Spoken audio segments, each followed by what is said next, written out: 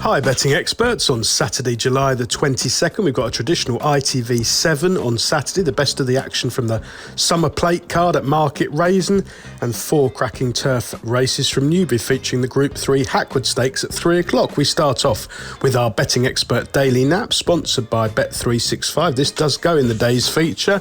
The 3 o'clock is the Bet365 Hackwood Stakes, a Group 3 over 6 furlongs for 3-year-olds and upwards, and I like the claims here of Garrus of Charlie Hills. Now, Charlie Hill's had a terrific time of things over the last couple of months, particularly with his sprinters, and this one's got a really good strike rate considering the level he's been operating at. 8 career wins from 30 starts. I thought he ran really well, although beaten at a short price when second at Longchamp last time out. Tried over 7 furlongs. I think he'll relish the return to sprinting here on drying ground, and he can weave his way through late under the excellent William Buick.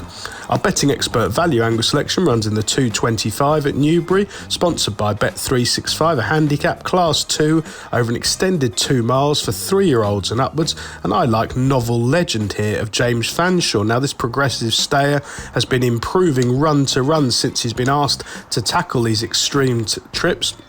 He just found that run of progression coming to an end last time out over 2 mile 4 in the Queen Alexandra at Royal Ascot. If you watch the run back, he went through the races though in top form and just simply did not stay that extended marathon trip. The drop back to this trip should suit ideally on drying ground, and Buick is booked for the first time. We're hoping for a really profitable afternoon for the championship chasing jockey.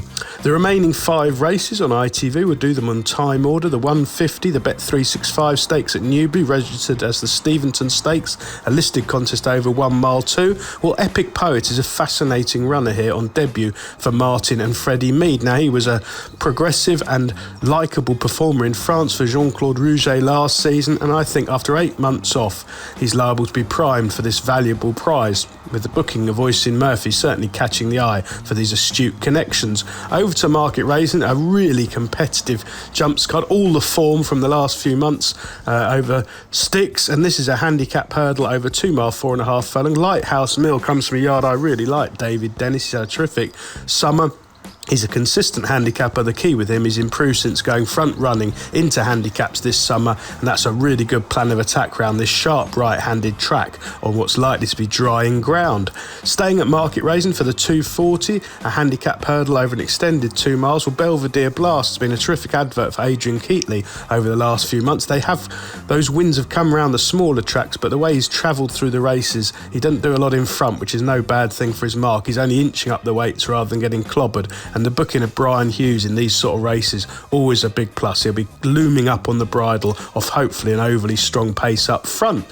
Staying at Market Raisin for the 315, the Unibet Summer Plate, a handicap chase premier contest. This 2 mile 5.5 furlongs. I really like Frankie de Burley. He's got a terrific record round here. Peter Bone is in a purple patch at the minute, as he always is in the summer. He goes missing for the winter. This veteran has got perfect conditions here. He was really, really eye-catching last time out. I think, let's put it politely, that run was a tee-up for this valuable prize. It was over this course and distance. He never landed a blow, but he charged home after the last. Sean Bowen's booked. He's bound to go well with any luck in running.